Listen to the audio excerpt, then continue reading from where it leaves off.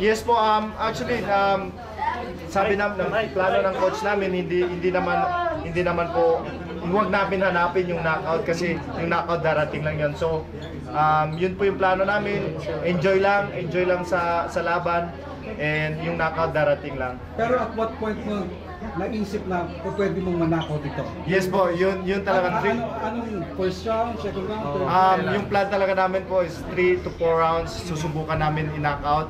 Kung hindi kaya, 5th round, muna relax, and then subukan namin ulit sa 6, 7, 8. Pero ayun personally speaking, anong round mo palagay mo? Sa second round, sa third round, na kaya mo nang patulugin siya? Nung kanina,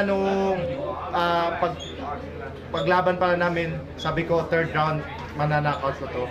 Pero ilang beses sinubukan ko, medyo nag-wild ngayon sunto ko. So naririnig ko yung mga corner ko na huwag masyadong wild, baka matsambahan, tamaan tayo. So ayun, nag-stay compose ako, and then sinubukan ko po ulit nung 4th round. You're now 5-0 as a pro, and nandito yung president ng WBC. So parang do you think na impress na na para ilagay ka na sa world ranking for the 160 pounds?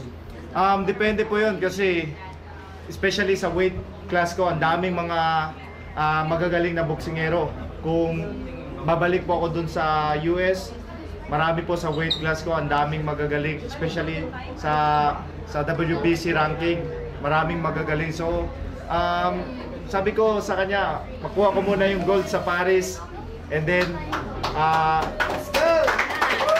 gagalingan ko pa ng lalo sa professional, at darating din ako doon.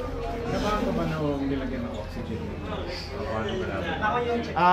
Medyo po kasi syempre sa pag lumaban po ako, parati ko sinasama sa dasal na sana maging safe po ako, at safe din yung opponent ko. So ayun, nagpapasalamat po ako na safe naman siya, nakita ko siya na okay siya. Yumir, tingin mo nakakabuti itong na-build mong momentum sa campaign sa Olympics? Yes po, napaka-malaking bagay po to sa akin na lumaban po ako ngayon dito dahil after ko mag-qualify sa Asian Games last year, wala na po akong exposure. So, iba po yung training na nagte-training ka lang kaysa yung training na may pinaghandaan ka na laban. So itong laban ko to, pinaghandaan po talaga namin na Mindila para dito, pati after dito, diretso na kami pare. So siguro magre-rest lang po ako ng 5 days, 1 week maximum, balik na po ako sa training para tuloy-tuloy po yung preparation ko. So Yumir, babalik agad kayo sa US? Baka April, next month, yes po. Kasama mo yung national team noon o ikaw lang? Yes, kasama ko po yung team kasi pupunta kami ng Colorado, and then doon po kami magte-training. You said kanina na you fought tonight at 170, so parang you plan na mag-maintain na lang ng weight ending the US game? Yes po, yun po yung goal, na i-maintain na lang yung weight class ko kasi dahil kailangan ko mag-build ng muscle kasi una-una maliit talaga ako sa weight class ko dahil yung natural weight ko talaga sa Olympics kung saan po ako nagkuha ng medal is 160 lang, 75 kilo. So kailangan ko mag-gain ng 5 kilo para dito sa Olympics. So I think perfect na yung weight ko ngayon na para pagdating ko sa Paris, yun na yung weight na nilalabanan ko. May kontento ka naman sa result o kung ikaw masusunod, mas mahaba pa sa ano naman po ako na ganun yung resulta kasi yun talaga yung inano namin na 4th round susubukan namin ni-knockout, and asahan nyo po na sa susunod na mga laban lalo ko pang galingan, and I hope na makalaban po ako ulit dito sa Pilipinas, and nagpapasalamat po ako sa inyo lahat na sa inyong mainit na pagsuporta sa akin.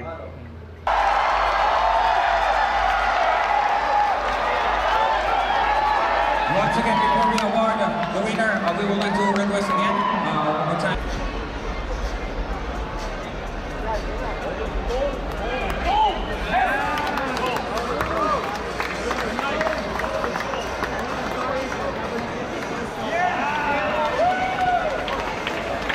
Colorado, mas marami kang nakahanap na kalaban na yung same size mo, no?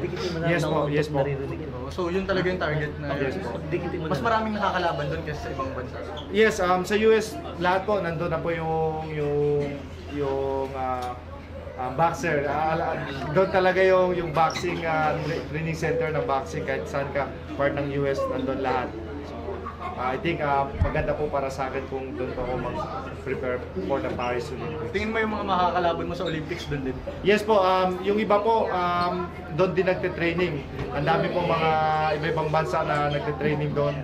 So iba-ibang city sa US pero mostly sa mga na-qualify ngayon doon na sila nag-training.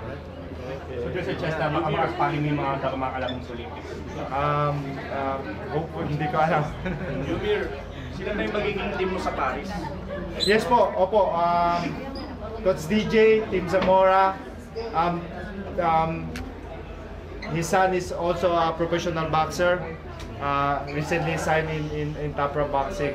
So, napaka magandang experience na makasama sila. Marami akong natutunan.